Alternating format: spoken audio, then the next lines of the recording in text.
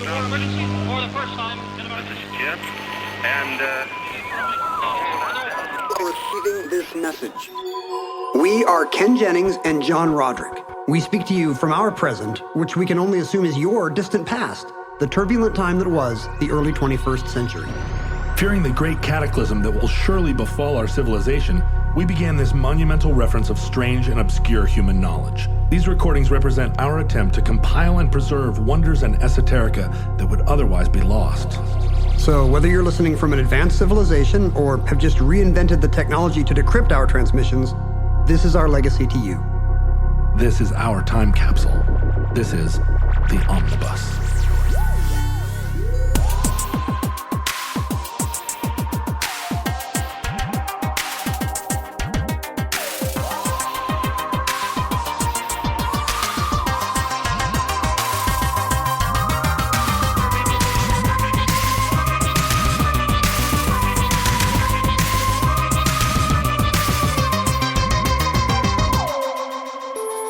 You have accessed entry 209.LV2113, certificate number 49406. Chastity belts. Consider this foreplay. A chastity belt? Oh, that's going to chafe my willy. In 1972, a California psychiatrist named Dr. David R. Rubin published his book, Everything You Always Wanted to Know About Sex, asterisk, but were afraid to ask. I remember this book quite well. Oh, no, 69, actually. He published it very appropriately in 1969. But I said 72 because... That's when you first saw it? No, you weren't born in 72. Apparently, I don't know, maybe I wouldn't be here without it. Oh. Around then, a young Woody Allen saw Rubin interviewed on a chat show and thought, this book's a bestseller. I should option it into a sketch comedy movie.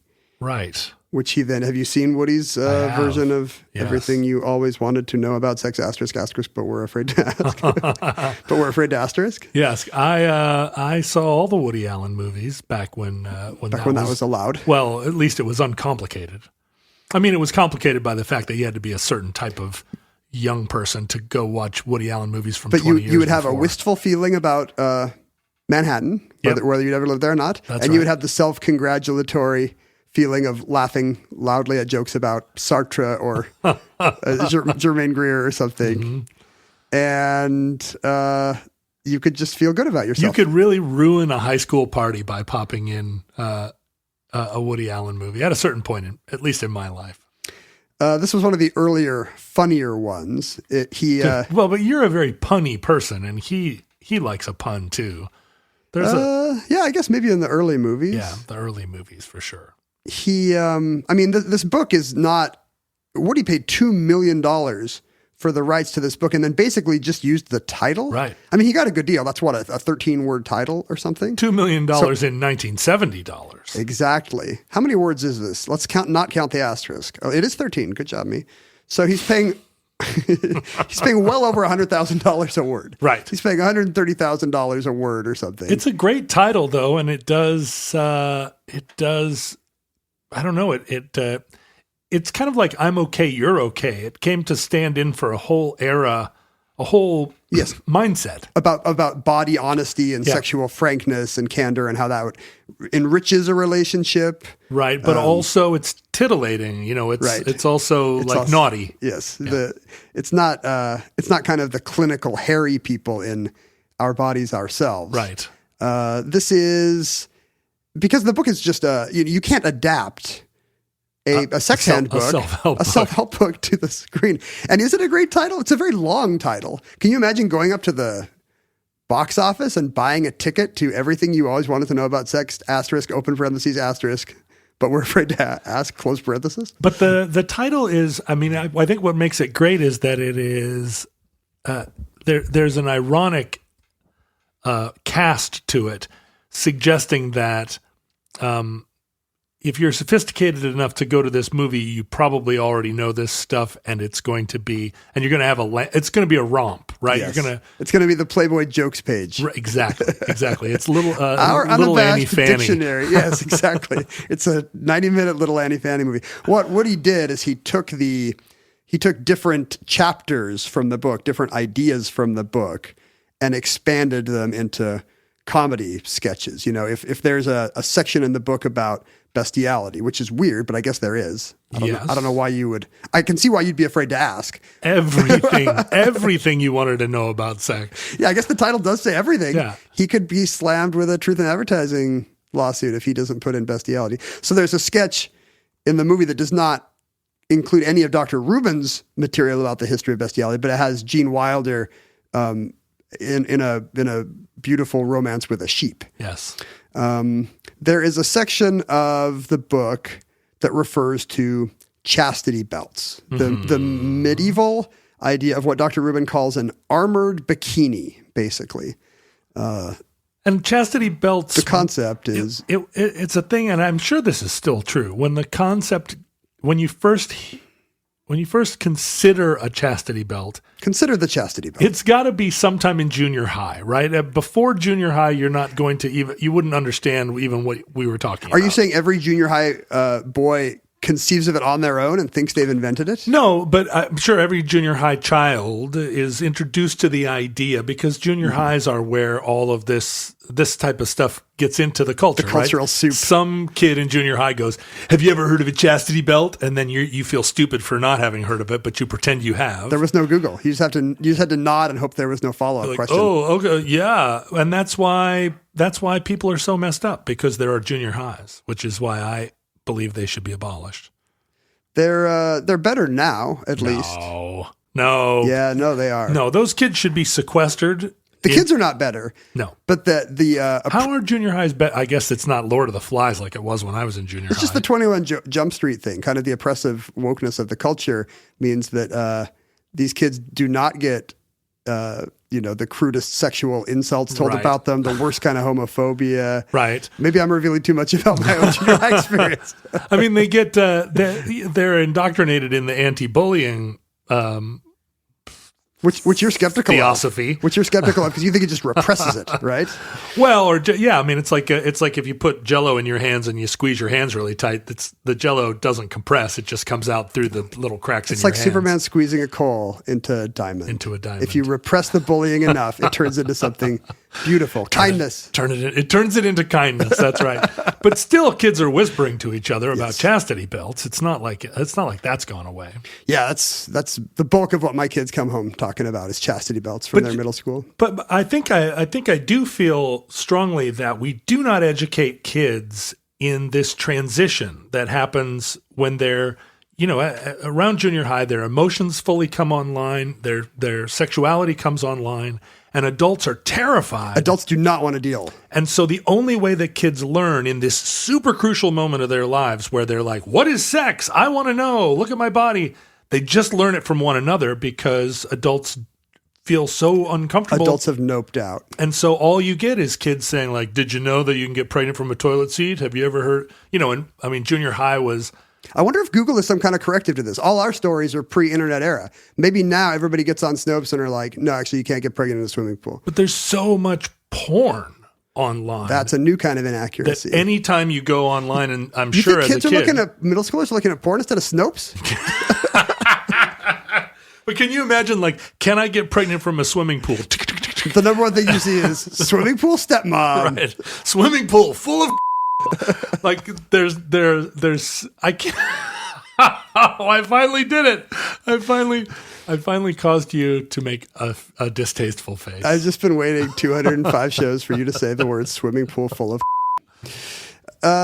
you're not wrong. We did rename the middle schools. Oh, what are they called? Oh, they're called middle schools, right? Yeah. And we put doesn't that help? Well, the thing about middle schools is either you take a sixth grader who does not belong with eighth graders and force them into this weird place where a sixth grader should be in elementary school, in my opinion, or you take a ninth grader who should be like on their knees cleaning the floor of their high school with a toothbrush like I was when I was in 9th grade.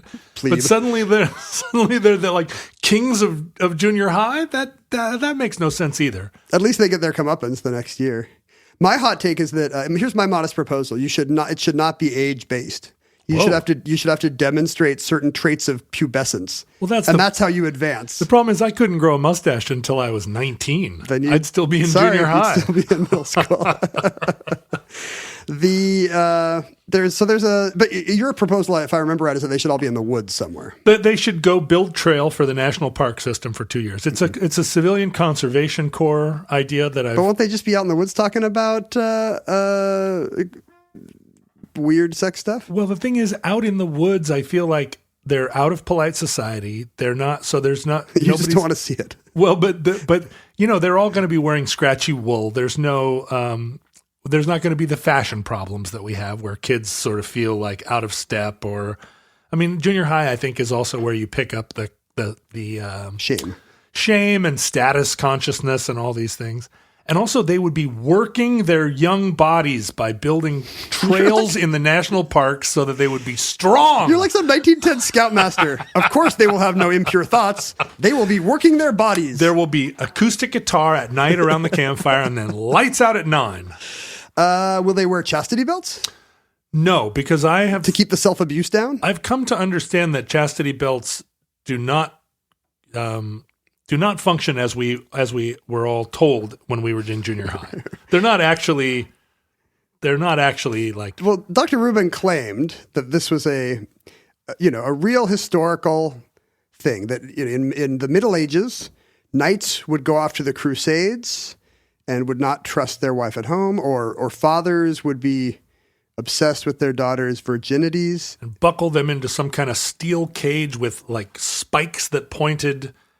so that if someone were to put something through the hole, that you have to grapple with some logistical things if you're a 7th grader designing a chastity belt in his Trapper Keeper. You don't want to you don't want to kill the person in the chastity belt. There are certain bodily functions that need to be allowed. Yeah, let's just say it for what it is. You have to poo. You have to poop. You got to pee. You got to menstruate if you're a woman in a chastity belt. Right. And yet there's got to be protection against all kinds of sexual congress. And you're using medieval technology and material science. Which means you've got a blacksmith. You're showing a scroll to a blacksmith saying, can you do this?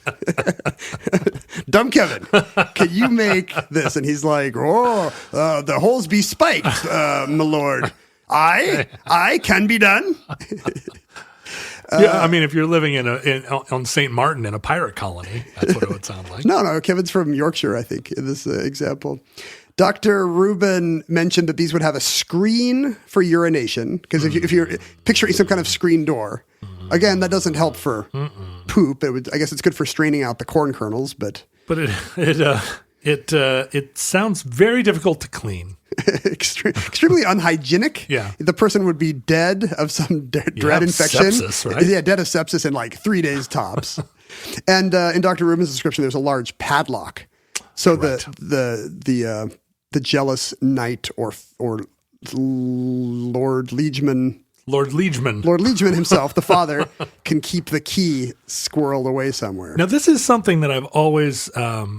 from a very early age of adulthood, I realized that the last thing you wanted to find out about your locksmith was that they were a coke addict, right? Like you don't want a cokehead locksmith because they have the power of locks. He can get into every house within a mile of that Fred Meyer. Right. So what the knights weren't thinking is that the greatest threat to the chastity of their betrothed were blacksmiths.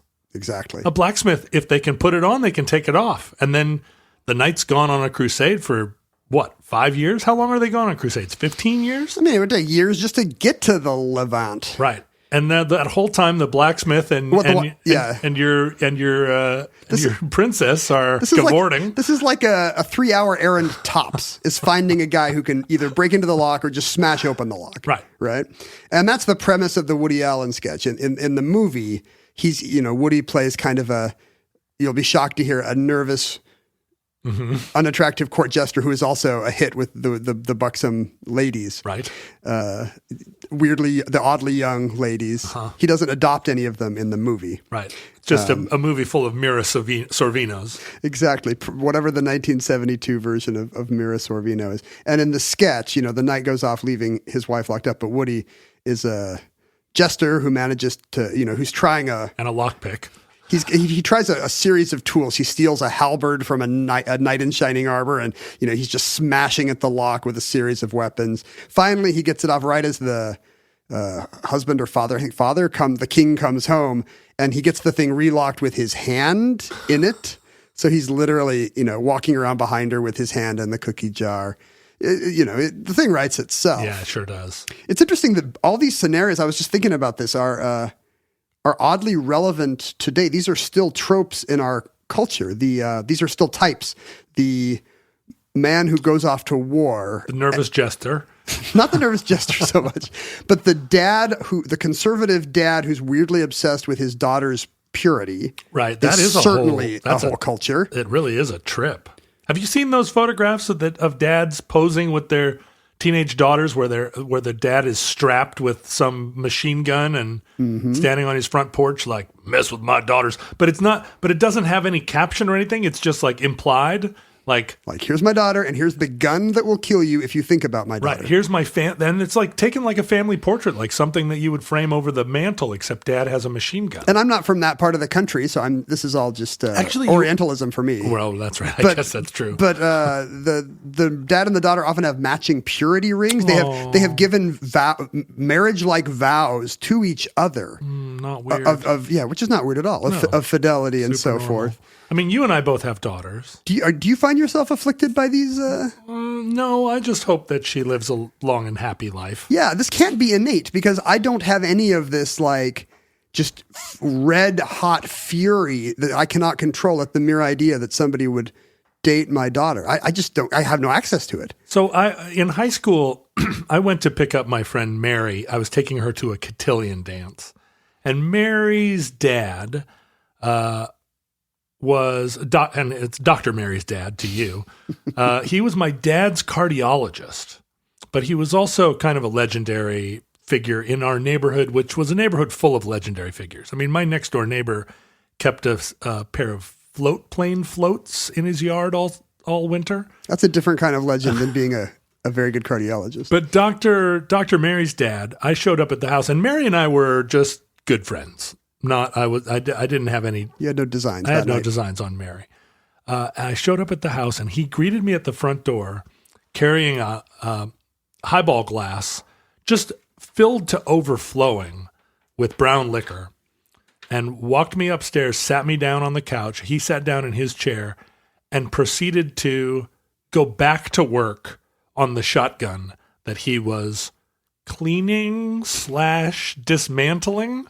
While talking to me about what our plans were for that night. And he was drunk, like steaming drunk, and working on this gun while I sat with my corsage on my lap in his living room.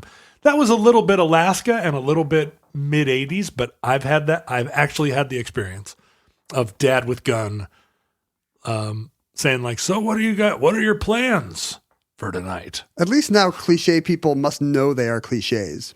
Maybe that guy would no longer do the gun because he'd seen it on The King of Queens. Yeah. Or Everyone Loves Raymond or something. I don't know. It feels a little bit, I mean, and he was a cardiologist, right? He wasn't like, you would expect maybe a little bit better. But I mean, it's easy to make the punchline that there's something Oedipal about it. Yeah. That the dad has some kind of submerged feelings for weird protective feelings for his daughter. Right. And maybe that's true. There are protective feelings for your daughter, and then there are weird protective feelings for your daughter.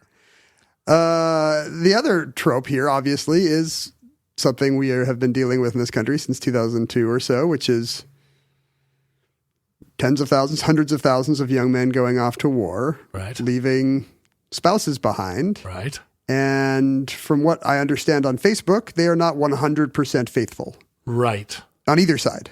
Right. I mean, the double standard in our culture means a lot of the memes are about some dolled up blonde with a caption that says, "Husband on deployment, better look hot at the commissary." Right, but there are also all those wonderful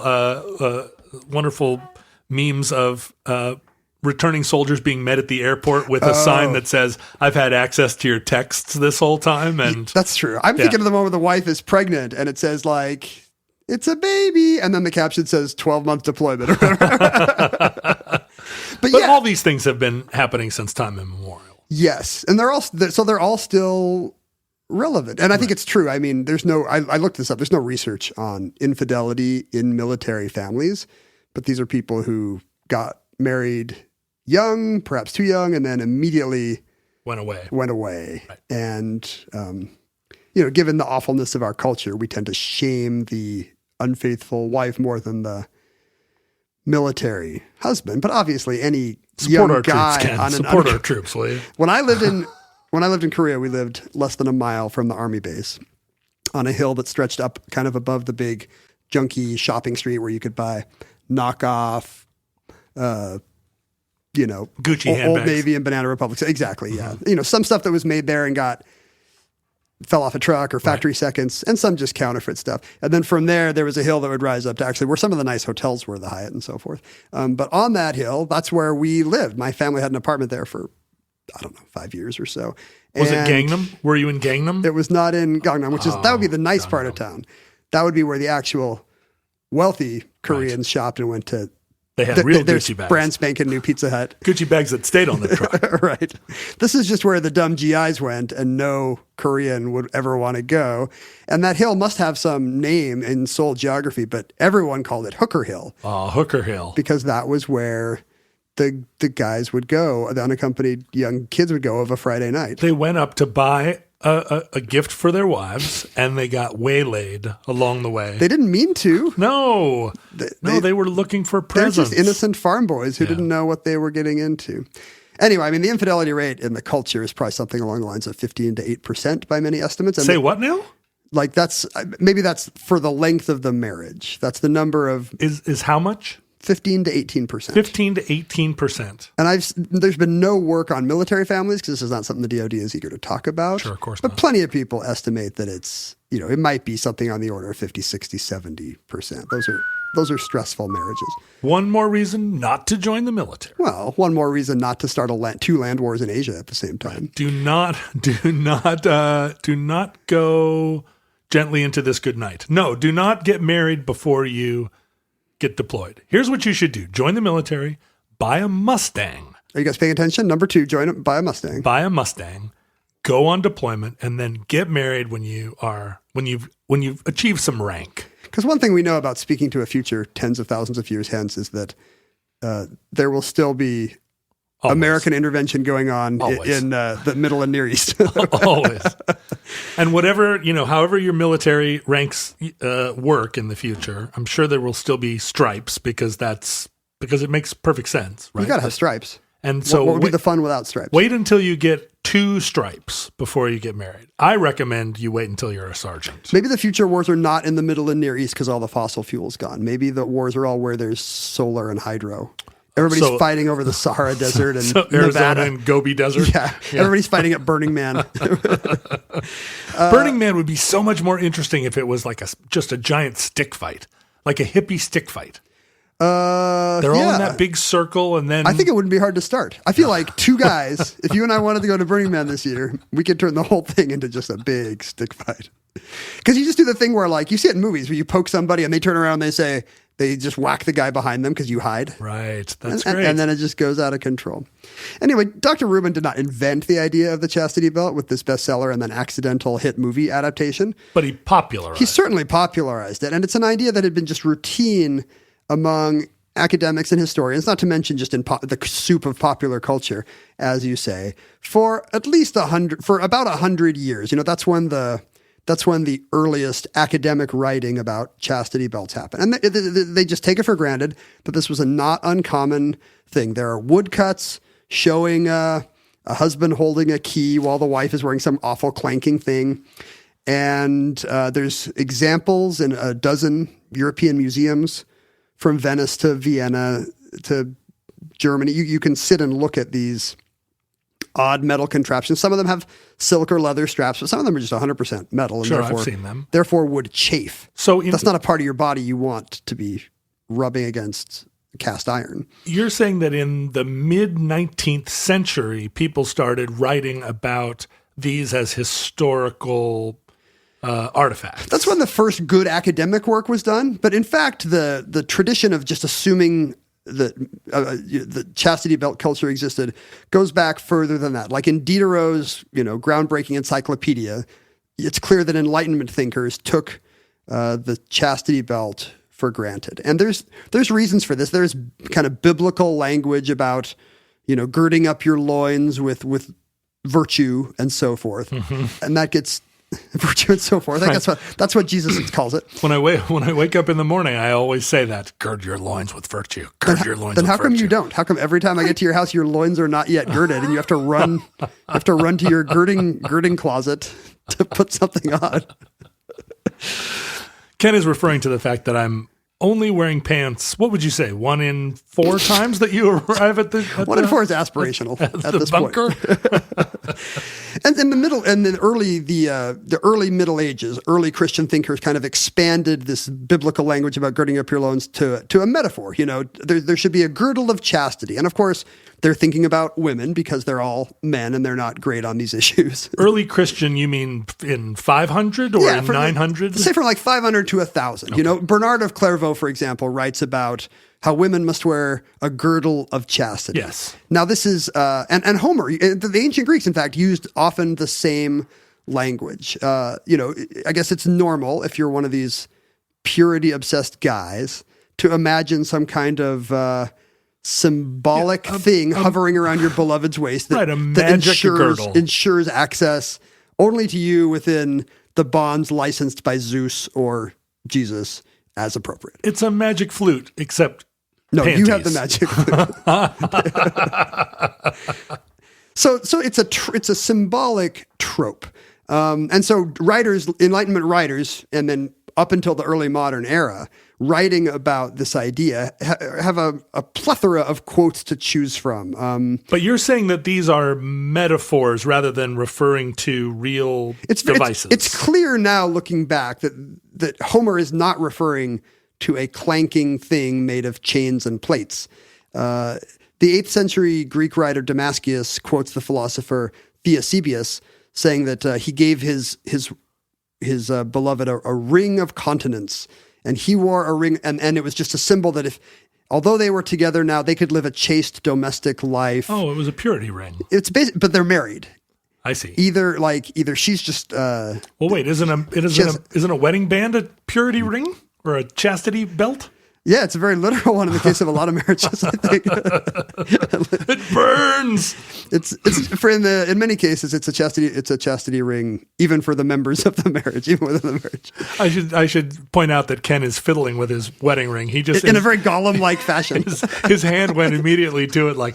I feel like Frodo. It's like it's calling to me, Gandalf. But in this case, Theosebius and his wife had decided to live a chaste domestic life. Either she had a headache, or maybe he's gay. Or I see. Within their marriage. Yes, exactly. And once they realized kids were not in the picture, he gave her this ring of continence. And this is often used by people writing about chastity belts. They say, see, there were gadgets back then. But if you read the actual quote in context, no, it's a symbolic thing. Maybe he even had a ring made. Maybe he didn't. I gave my love a cherry. In this case, yes, she might have the cherry. There is one book from the 14th century, the earliest type, that seems to be about a literal chastity belt. A German writer named Conrad Kaiser wrote a book called Bella Fortis, which I think means strong in war. Right. And it's a military handbook. It's like Jane's. It's an actual guide to, trebuchets and halberds and whatever the weapons of war were back then. We should absolutely do an omnibus on Jane's. Yes. Yeah. I can't believe you haven't. Put that on my list right now. Since you've probably got a shelf of them somewhere. And this book does have an illustration of a chastity belt. And so this is the illustration that was used well into the 20th century to show medieval chastity belts. Now, the one pictured there is, we've said that chastity belts are kind of impractical and unhygienic. This one's completely impossible. This one has no holes at all. It has joints, so it seems like it's been designed for her pleasure. It's designed for her comfort. Like it's multiple pieces that are hinged. Maybe not for her pleasure, but right. But so it's like a steel diaper. It's a steel diaper that literally has no outlet. So it's hard to imagine that this poor woman, is not going to be dead in 36 hours. I mean, you could put someone in a steel diaper for a day, let's say. Yes. Right? I mean, it could be a thing where it's like, I'm running out. I have to go to a meeting. I'll be back in 2 hours. I hope you do not have first-person stories about the longest you could safely put your beloved in a metal diaper. I don't want to hear them. No. Okay, good. And his caption says, "This is an apron worn by Florentine ladies, made of iron and hard to be locked from within." Hard to imagine how you would lock it from within, but okay. Locked from within. That would be a heck of a Tijuana floor show if somebody could actually do that, but okay. So this is the illustration that gets you. See? The medieval knights. And it accords with what we know about chauvinism of that time, right? So as the modern era advances into feminism of various stripes, it totally agrees with what we think of your average medieval guy. Right. He's an idiot. He's a brute. He doesn't care about his wife. He's overly possessive. And also women are chattel. Women are property. Right. You literally can chain them up and it's okay because you're reducing them to their sexuality. And the funny thing is, if you read this Bella Fortis in context, the whole chapter this is from has all kinds of impossible stuff. It's clearly tongue-in-cheek. For whatever reason, he has a chapter of phony baloney Rube Goldberg stuff. Uh-huh. Like there's one about kind of a pontoon. Maybe it's like your neighbor's airplane floats that you can put around you, kind of like an inner tube for an aquatic military attack. And and the caption says, "And of course you would inflate this by farting into it." Right. So the thing is full of... I do have some anecdotes about that, and it is very difficult to... Is it about your neighbor? Very difficult to inflate an inner tube by fart. Futurelings, if your plane is crashing, the vest will not appear to inflate. Do not attempt to break wind into it. So what's happened here is that a satirical drawing... A series of cartoons and funny... dirty, randy medieval guys have been misinterpreted. But it was decontextualized by later writers and offered as evidence of a culture that didn't exist. That is actually the case. It turns out there is no good firsthand evidence of a chastity belt ever having existed in the Middle Ages. And no documentation of any such thing, and anything you could interpret that way upon review seems to be either metaphor or satire. The chastity belt seems impractical because it is. Uh-huh. There's not a thing. Right. The ones in museums perhaps are Renaissance recreations of Renaissance people thinking, well, they used to have these. Let's have one in my collection of old-timey stuff. It's the myth in the 19th century expands around a particular purported inventor of the chastity belt, Francesco II of Carrara. Yes, that sounds like someone who would invent a chastity belt, doesn't it? He was a Duke of Padua, perhaps I think the last Duke of Padua of his dynasty, and a famously cruel man who had a cellar full of torture devices and a harem, a seraglio full of women that he would force into these awful depravities, including an Iron Maiden. Yes, exactly, including an Iron Maiden for your nether parts, and. There was even one found in his collection. The problem is this is all filtered through his enemies. History is written by the victors, and the Venetians hated this guy. Right. And so even when they had him brutally killed and had all his sons imprisoned and then had them brutally killed, they got to write the story, and it's like, oh, this guy was basically Bluebeard. So this guy was probably perfectly nice. Right, or at least not any more depraved than anyone than any else. Other Duke of Padua. He was like at the 50th percentile for Dukes of Padua. But as a result of his political enemies spreading all this stuff, and I think at one point there was one of these Renaissance reenactments of replicas of a chastity belt placed among his awful torture stuff. Uh-huh. The word became, this was an invention of the evil Francesco II. Right. Isn't that just like him? And other stories were told, and then Henry II made one for Catherine de' Medici. Any famous villain of history Right. You find a chastity belt among their things. And you want to create and when one of these replicas appears, you want to have a fun provenance for it. So you're like, oh, who knows, but that this belonged to Henry II, right. Or, it's got to be a celebrity one. But one presumes that if Catherine de' Medici was locked in a chastity belt, she would have said something to someone else. It would have entered into the contemporary record, right? I mean, forsooth, I am locked in a chastity belt, said Catherine, quoth Catherine. And then a lot of these claims get heated up by Orientalism because word has reached classical Europe and then into medieval Europe about some of the awful practices of the Turks. Yeah, exactly. And these are certainly exaggerated, but as we know from stories of so-called female circumcision in Africa today, there are cultures that practice genital mutilation.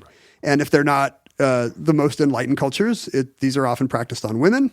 And so these stories of the Turks abusing the private parts of their women filter up into Europe. Or even more titillating, the Western European women captured by the Barbary pirates and subjected to some haremization. Screeching, no, oh, yes. This kind of awful idea that it's this male fantasy that, they'd probably be into it, so it's okay for me to look at my engravings of this. And so this kind of Orientalism creates these even more elaborate ideas that maybe some of these awful Francesco types sewed up their women literally. Also, not healthy. No, again, not medically possible. But and I think that probably is predicated on an era of people not really understanding how the female body works. Nobody read Our Bodies Ourselves. You're exactly right, because there's all these impossible suggestions. In a lot of these kind of naughty, Rabelaisian stories, the woman figures out a way to gets her surgeon to unsew herself, right? Has a great time, and then figures out how a zipper works. Yeah, it's a zipper.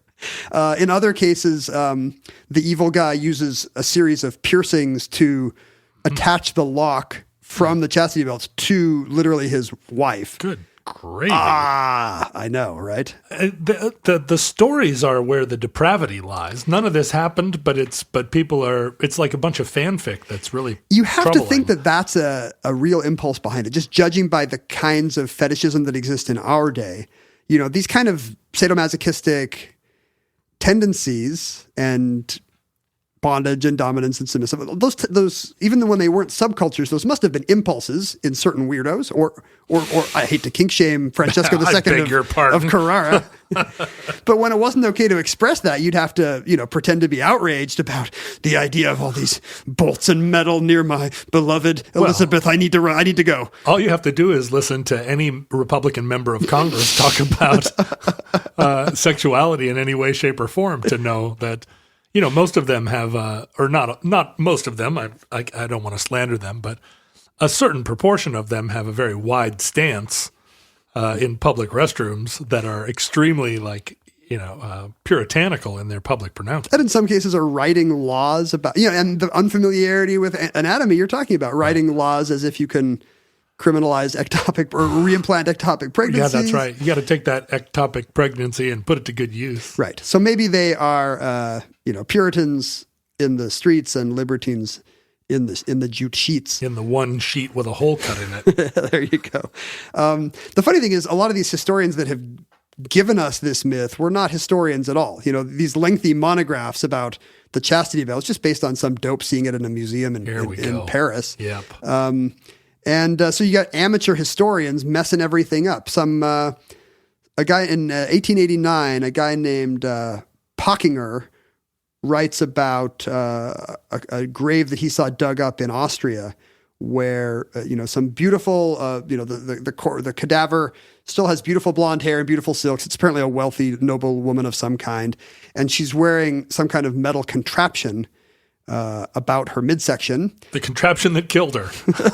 Well, everybody assumes it's a surgical thing. We don't know about this thing, but it must be she must have died of a broken hip, or this is some kind of surgical attempt to fix a medical problem. But no, Dr. Packinger, knowing all the with a keen eye and a dirty mind, is like, aha, She died. They buried her in her chastity belt. And so this goes in the literature, and this kind of claim is repeated uncritically. Right. There's a British guy named Dingwall. Of course. Who I can imagine Every British guy is named Dingwall. Who you can imagine is kind of the most effete, ineffectual guy. He reads this 14th century love poem in which purportedly, I think a female narrator says, "I alone hold the lock to my golden box, and you alone hold the key. And I hope that you don't lose that key, my lord, for with that key and my lock, such pleasure we could see." It's this kind of a thing. I've heard this poem. You've written this poem. You've written this in A Trapper Keeper. Anyway, it's very clear to us what's going on in this poem. But to Dingwall, this early 20th century British guy at the club, he's like, "Oh, she's talking about chastity belts. An actual lock and key. She's been locked up, and she really hopes this guy doesn't lose the key, because if he loses the key in the Crusades, boy, what they're gonna have to get the jaws of life in there." I've got the key. I've got the key. At risk of offering a hot take. That's what I want. An unpopular hot take. It seems that this is another example of a tendency to orientalize the past, where we're so quick to imagine that people who are just people, just like we are, who have the same emotions and the same minds, but same genes, because they're a couple of 100 years older than we are, we can attribute to them all manner of strange superstition and implausible, impractical behavior and attitudes that in some cases, right, you do see evidence like, oh, people used to burn witches or whatever, but really not that often. And that's not really like, it wasn't an epidemic of witch burning. The weird stuff was the exception, not the rule. And in many cases, the weird stuff didn't exist. Didn't exist at all. It was invented by slavering Renaissance bad historians. Right.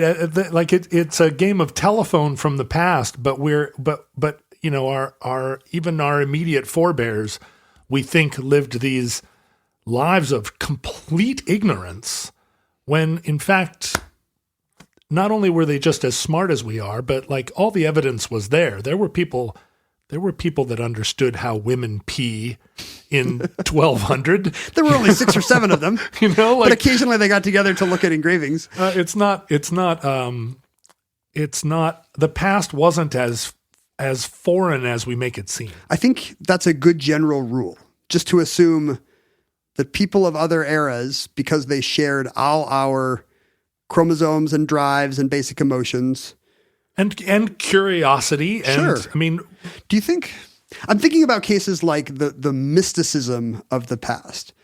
People would, I guess, with the benefit of different belief systems, people would have visionary experiences that seem comparatively rare today. That seems like an example where just being in a different culture does affect something about your brain and how you see the world, right? So there are cases like that where we think, I don't know why people are not seeing Mars and Minerva today, but they're not. But I feel like this is the sort of people's history of the world. But what we know about the past is what we know of it is from art and what was written down by whoever it was that was prominent enough that their work survived until now.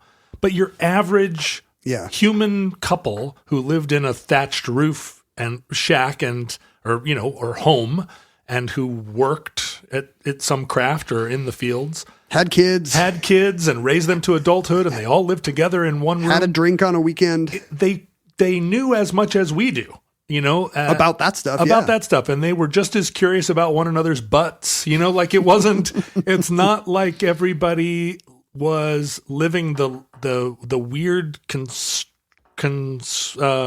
conscripted lives of lords and ladies who were immortalized in tapestries. And the bias in the tapestries is not just for the bias also happens. It's not just for who writes the histories. It goes later as the game of telephone progresses, right. And it's the Orientalism you're talking about. It's the fascination with the macabre and the bizarre, and also that distorts our idea of what ideas get transmitted. And the tapestries themselves were often propaganda devices. They weren't authentic storytelling as much as they were, as you say. The victor wrote the screed, but also, the church signed off on it. Like they were meant to not just inform, but to instruct and to create a certain order. Create an order, right? So we're looking at we're listening to a game of telephone where all we're reading is chick tracks. Yeah, it's a game of telephone, but like it started with the Pope. So what do you think are the myths of our age, the things that we kind of joke about in cartoons and whatnot, although, we know it's kind of silly, that in 1,000 years, a future society might think was real in the same way that we felt for chastity belts. I think it's not even a future society. I think that in our culture, we have a tendency to think that anything that happened before 1960 happened in a world of pure patriarchy where women had no voice of any kind, and it was a completely racist society where no one appreciated that, the general rights of man. And I think that too is like it's a way of orientalizing even the recent past. Even if those are trends, no culture is monolithic. Right. But trends that even then, I think, maybe reflected a 10-year period, right? Like the immediate post-war. And are very prone to imposed orders. Right. Like, in a time when there's a top-down, thinking about all this Confederate nostalgia, the Confederate flag was just from 1870 to 1920, it was nothing. Right. It had to be imposed by some guy being like, hey, what if we started flying these again as a symbol of segregationist policy? Yeah, right. The Confederate, the whole Confederatization of the town square of small town Southern America happened in 1925. It's bad history. But I think also like the Levittown idea, conformist 50s thing, is we look at it because we look at old magazine advertisements right. of an aspirational Levittown. Look at that wife with her perfect hair squeezing orange juice. And women in 1952 were like, oh my God, that magazine article is really hitting me where it counts. I do assume that, in thousands of years, the audience we're talking to probably thinks that we uncritically believed in zombies, for example, right. or Bigfoot, like things that we just spend a ton of our culture kind of winking about and going into in great detail because it, whether sexual or not, it responds to some propulsive urge in us. Although I think we're seeing, and again, hot take on its way. Incoming. Get your everybody down. Oven mitts out. But we are creating a mythos right now in our like super fascination with fantasy and superheroes and whatnot, a mythos that we're watching people actually sort of subscribe or adhere to, that who knows 100 years from now whether or not there is it's already taking on the trappings of religion or a religiosity, right? That at some point people might think we actually worship Superman, or at some point we might.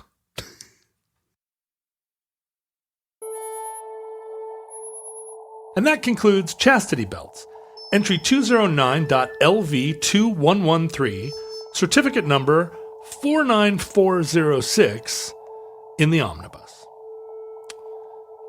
Futurelings, in the unlikely event that social media still exists in your era, and you're still seeing Facebook memes about hot commissary moms, you almost certainly have been exposed to the contemporary chastity belt, which is a thing, at least in my experience, that is used primarily on men. There's a whole universe right now of male chastity belts that's part of the subdom, but also like the sissification culture and the cuckolding universe. Yeah, I guess we didn't mention. I mean, this is the chastity belts. Medieval chastity belts is all about cuckoldry, and fetishization of that is probably what's led to a lot of the lasting of the myth. Right, but nowadays it's all about putting men in belts, and the chastity, a male chastity belt is one that has a little plastic penis holster that prohibits it from becoming erect. Right, it's curved. Why are down. you asking me? Well, I'm saying, Ken, you got 6 of these. let me tell you all about them. So it kind of cups the whole. It's a athletic supporter basically, except formed and I assume sized. And then once you're locked into it, you can't. And it actually does lock with a tiny little padlock, but it's made out of comfortable latex. Oh, that's nice. See, when the men are making it for themselves, they're like, let's use latex. Hey, now we when don't they're know making who it made for women, it. We don't know. like... We don't know. These may be all female-owned firms. But there's a whole internet. I mean, I'm sure Reddit explodes with millions of posts of these sort of chastity devices that are keeping. And you can only be unlocked by your mistress. Or master. Sure. And as appropriate. Right. And you're being sort of kept in a state of keptitude. The 15th century Benedictine monk Trithemius wrote about a male chastity belt along these lines that was in use in monasteries. Oh, yes. It would just crunch up your junk so much that there was no, you wouldn't want to do anything with it. You'd barely want to pee. I don't know the physiologies or genitalia of futurelings, but however you're built, I'm assuming that you have junk. Don't crunch it. Don't crunch your junk. I mean, unless you're doing it as Are you kink shaming the? No, I mean I'm saying the future polyps. I'm saying don't crunch it long term. I'm saying absolutely crunch it in the short term. I highly recommend it. But the long term crunching, don't crunch.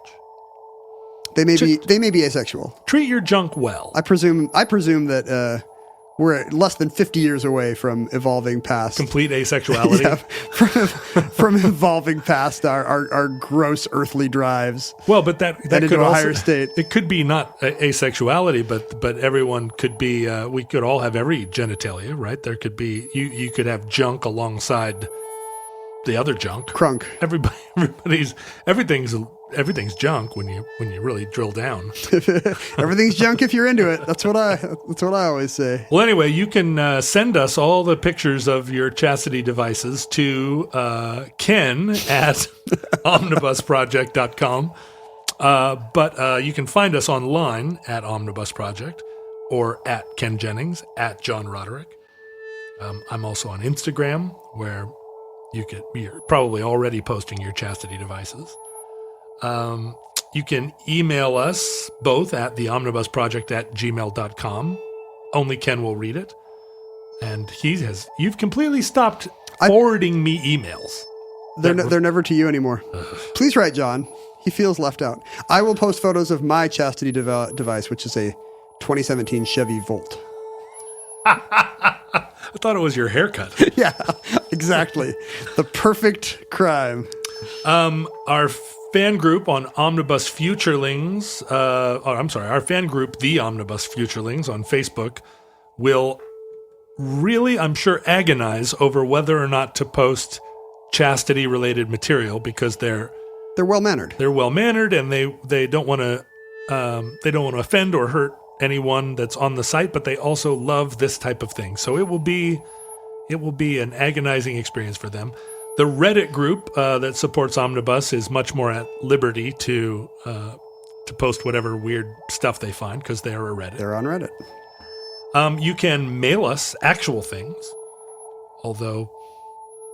Please nothing mentioned in this episode. Let me encourage you not to send us anything related to chastity at P.O. Box 55744, Shoreline, Washington, 98155. And... if it behooves you, if it befits you, if it befuddles you, at your behest, please contribute to the production of this show at patreon.com/omnibusproject, where donors to the show receive bonus content in the form of a show we record called The Addenda. And I think that's what it's called. The Addenda? Have we ever called it that? Sure. It's called The Addenda. And it's available to Patreon contributors, where we read your mail and work through all the mistakes that we've made, and other like in our lives, and in some cases, like all the interpersonal and emotional mistakes we've made. Some of the mistakes that cannot be corrected. So that's patreon.com/omnibus project. If it's your kink to just sit by idly and watch other people donate, that's not okay. Well, unless you are having your slaves donate to us or your family members. Slave. Make an uncomfortably large omnibus donation. Yes, mistress. Listeners, from our vantage point here in your distant past, we have no idea how long our civilization survived. We hope and pray that the catastrophe that eventually swallows us up may never come, but if the worst comes soon, this recording, like all our recordings, may be our final word. But if Providence allows, if Mars and Minerva allow, we hope to be back with you soon for another entry in the Omnibus.